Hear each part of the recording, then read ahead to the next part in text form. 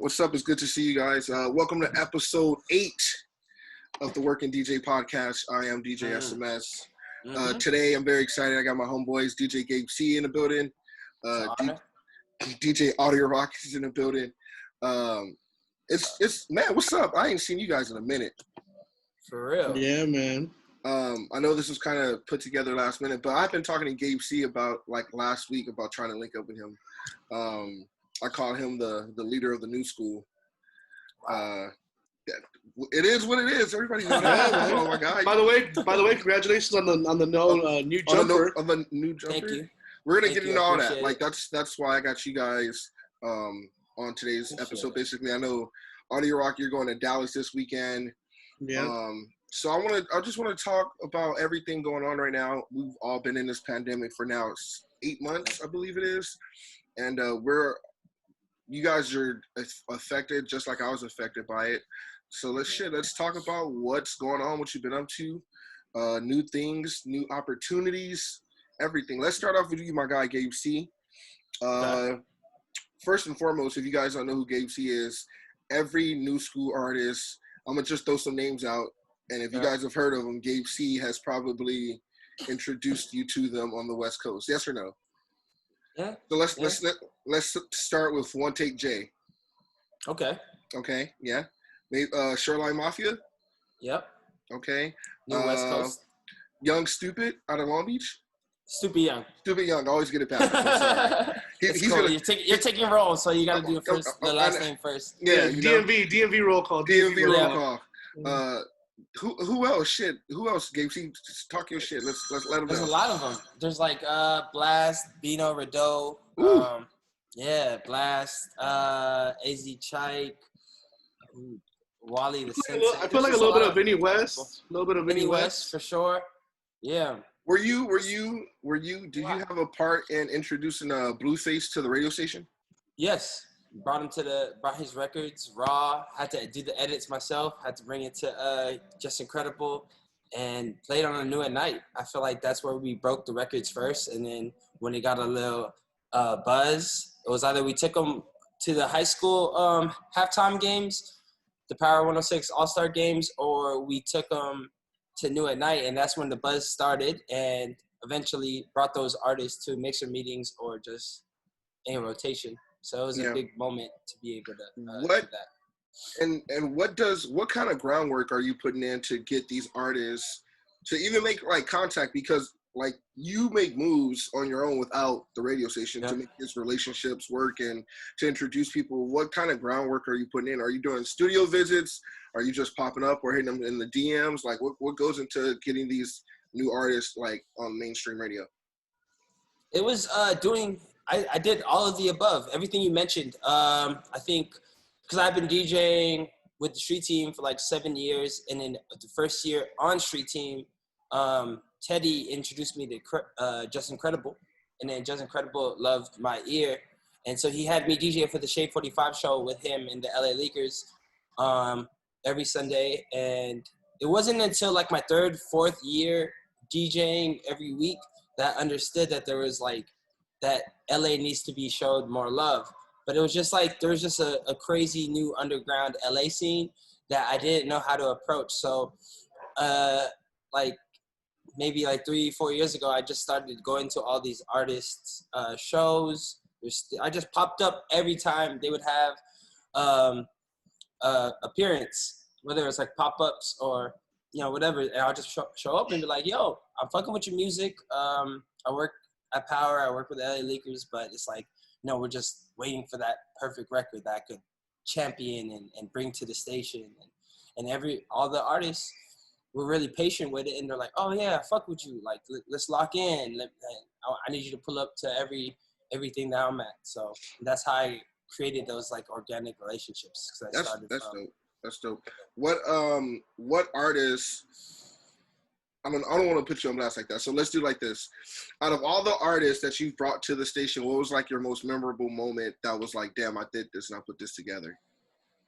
Damn, there's a lot. I think that bringing Blueface's Tatiana was a big record because no one really believed it when I played it at the mixer meeting. Everyone was just they had just had to see it work, and look how big that record. Same thing for ABJ Uno. That's such like a genre bending record, especially on the hip hop side, that like it takes a while to be able to really understand how big of a record it's gonna be. So it's like that record, and Hello, One Take J. Those are like the biggest records for me to be able to break, because it served a long time on there. I remember going to a basketball game, and I forgot what record you played. I think it was a One Take J. It might have been Hello, and I just remember the crowd reaction. I was like, "What song is? Like, what song is this? I've never even heard of this song." And just, I think after that reaction, I think people started low-key hitting you like, hey, give me this. Can you sing me this record? Like, what record is that? And or then, send me a playlist. Or So that's dope. What you got going on now? I know you just started No Jumper. Mm-hmm. How's that been going, and how did you get that gig? Well, it started like, it's a tough time right now. Shout out to everyone unemployed. But in June, I got let go of Power. And so I was just like, June to July, it was more of a scramble for me to be able to kind of like figure out what I really wanted to do. And I wanted to tap into different resources. So at the end of the day, I just knew I wanted to continue what I did for Power, like putting together Noah 2 stage and putting together just the youth in the city and bringing them together. I wanted to take that to another level. So I did, I started this Twitch vibe, DJing every, 3 days a week. And I brought, artists in, and I brought the homie Rosecrans Vic. Rosecrans Vic is a very knowledgeable dude in the city. He's done a lot for the community, a lot for upcoming artists, and I respected what he was doing since 2015. So we wanted to do something together that could bring a lot of the artists that need light. So we had a show. We did a pilot show, and it was working well. I love the artists that we were bringing, but he got reached out by Adam22 from No Jumper and was like, hey, we want to give you your show because we see what you're doing for the city, and we want to bring LA to the world on a No Jumper platform. You guys are from here. You guys were born here. You guys understand the artists from here, so why not give you a platform? So Vic, he enjoyed what we did for the Twitch show and was like, hey, why don't we do something with me, you, and this other talented girl named Gina Views from the city. She does a lot of dope things. Started from the bottom as well. Started with her home camera and did a lot of content, street shit, and very well respected in the community. So I was like, dude, that sounds dope. Let's put our efforts together and try to bring the city up when we can. That's dope. Do you miss radio? I do, but with all the streaming opportunities and to see how much bigger the world is with music in general, it's got me away from the radio aspect. You know what I mean? Yeah, I feel you on that. Yeah, I feel you on that. And on top of that, I was able to make over the break. I was able to make a dope album with Stupid Young, putting on for the Asians all across the globe, from Japan, Hawaii, South Korea, just all over, just to show you how universal music is, man. It's not going to stay in LA. My whole time I was like, dang, I want to be king of LA. I want to be king of, you know what I mean? I want to be that dude here. But it's after making that project, it's that you see the impact of the youth in China, oh shit, I can't believe there's someone that kind of looks like me doing big things in LA in a hip hop dominated market, you know what I mean? Hispanics and blacks. So it's finally we find some sense of similarity. That's dope. Yep. Audiorokk, my guy. What up? What have you been doing these last 7 months? I think we've had you on an episode before. So yeah, the last time we talked, we were talking about, I don't remember what we were talking about. It's another episode, but I think a sanitation episode on how to properly sanitize the booth. How how the clubs are gonna keep the booths clean and stuff like that. Yeah, man. That's what we were talking about. With all this going on, what have you been doing in the meantime since we last talked to you? Well, I opened a daycare center for me and my 3 kids. No, not really though. But it feels like it. Gabe was like, really? Gabe was like, fam, all, really? bro, I got some nephews. Oh shit. Yeah. No, just been chilling at the house, man. Just raising my kids, really. So, you know, my work is primarily out of Orange County, and we know how Orange County's kind of been the last couple months. They've been super like on a roller coaster ride of, are we open? Are we not open? Are we open? Are we not open? And we were open for a few weeks, and then the city was like, okay, we said you guys can open, but not open the way you guys thought, you know? So originally I was starting to DJ, and then they kind of pulled the plug on that, which, you know, it, like everything else, it does suck. But I mean, I think with this year, I'm kind of just like, hey man, whatever. Yeah.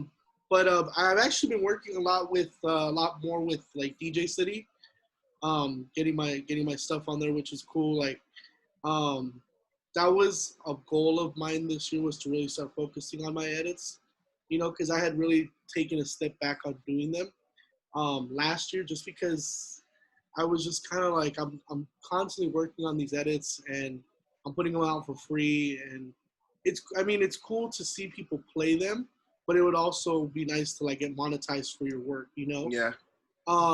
So that wasn't really happening last year. So I was like, man, like I keep busting my ass putting these packs together, and you know, a lot of DJs, bro, I appreciate that they appreciate me putting them out, but nobody really shows you love like that. And, like, nobody will ever be like, yo, like shout out to you for fucking doing those edits, you know? Like a lot of times guys will be like, oh yeah, we'll take that pack, but they won't really like fuck with you like that, you know what I mean? Yeah, no, I feel you.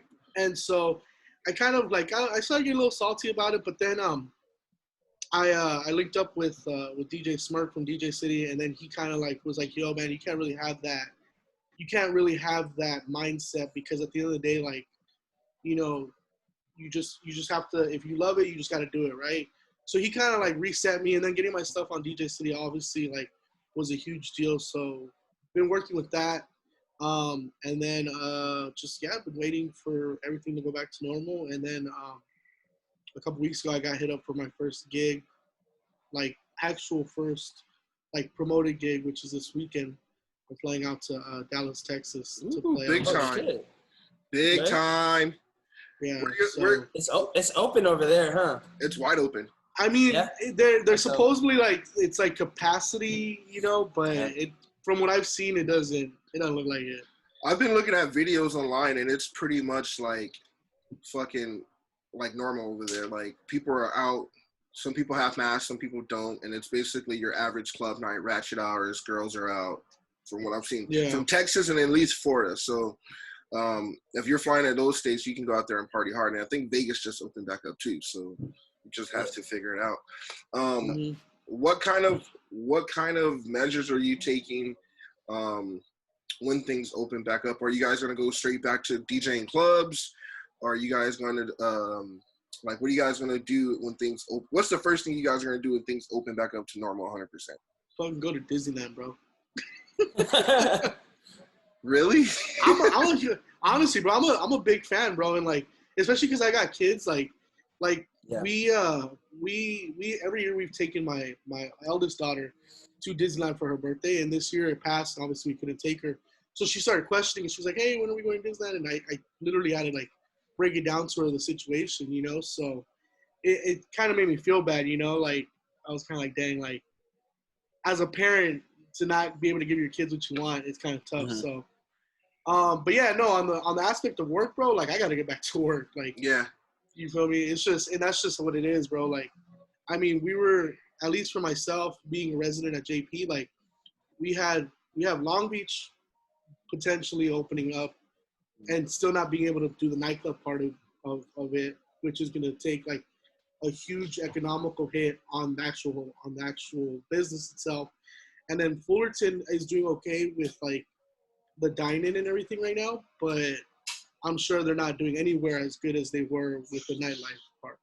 Yeah. One thing I'm foreseeing, I've been telling all my DJ friends at least, like I think nightclubs are gonna have to eventually take in like restaurants and open kitchens, just to keep, because if something like this happens again, where it's gonna be like you can only open up if you have a kitchen. I think nightclubs and bars need to make sure they have at least a kitchen license or somewhere where they can serve food, or even an outdoor patio. I've been telling places or people I've talked to in the industry, like, I think the new wave is, especially in California with the way that the weather's been, it's been kind of, we don't get rain that much anymore. So having an outdoor patio and somewhere to sit and be able to do something outdoors is going to be the new 2020 2021 kind of move. There's been, let's segue a little. There's been a lot of new music coming out. What are your ears listening to? What are you gravitating to? Gabe, is there any artist besides, I know Blast dropped and that album was Blast is gonna change the world. Blast is our new Ty Dolla $ign. No, he really is. He really is. I listened to the project he just released and I was like, man, that vibes and just the way his sound is a whole different mood. He's a producer. He's a singer. He's a rapper. He's gonna be on any single song. He could be on a Drake song, Justin Bieber song, just to represent the West Coast. That's where he's going with it. Oh wow. But other artists, there's a lot of artists that I believe in that's still in the artist development stages. But there's a guy named Kenai, Kenai. He's popping. Another dude named GR Cruz that I'm working with, and there's just a lot of artists. Now, when you say you're working with artists, are you approached by the labels or the management or the artists themselves? I just work with them and then try to give them game and guidance until they're able to go to the label and be presented. Are you starting to notice that you're getting more new artists reach out to you because of the fact of what you've done for other artists that's on right now? Yeah. So that's crazy that you say that, because that's exactly what it is. It's like people see, because when you're up and coming, it's like you pay attention to whoever is up and coming or whoever is like on that wave already and how they got guidance and how they're able to get there. So I'm slowly being able to have recognition where it's like, if there's an artist that I tap in with and I really believe with, like, they'll give me their ear and they'll take my advice and they'll meet up and try to move from there to see how we can push them forward. Nice. I don't know about you guys. I've been gravitating a lot away from like the hip hop ear, only because being in radio for so long, I was 4 years in the radio. Your ear is trained to listen to hip hop and listen for hip hop. Is there any other artists away from hip hop that you guys have been kind of like gravitating? Like for me, I've been listening to a lot of Dua Lipa. Okay. Like all of her projects are kind of different, and she's starting to become very crossover. She just has a new record with the Baby that just came out. But is there any like artists other besides in the hip hop realm that you can like? A lot of people have been saying Snow Allegra. Yes. Okay. Oh yeah, go. So we're gonna run that. No. So we're gonna right now. I think we're gonna hit a very interesting point in music because this year has kind of been like a pause in all aspects, right? Mm-hmm. And so, including in music, a lot of artists kind of, I mean, we'll be honest and say that they held back, a lot of what they were trying to do. Obviously, like the really up and coming artists weren't holding back, but like our bigger artists like Drake and like, J. Cole, Kendrick, guys like that definitely put a break on what they were doing to kind of see where things were gonna go. And it kind of gave space and room for these other artists like Dua Lipa, who was a little bit more on the up-and-coming realm the last couple of years, space to come into, like, that top 40 realm, right? So I feel like going into, like, next year and the coming years, at least and I only speak for the club because my radio background, I mean, I was only on the street team. I never got on air. For the club, it's going to go super, like, back to, like, that top 40 where you could play, like, a pop track, and play, like, even right now, like, some, like, house stuff is getting real big. Like, Fisher is huge right now.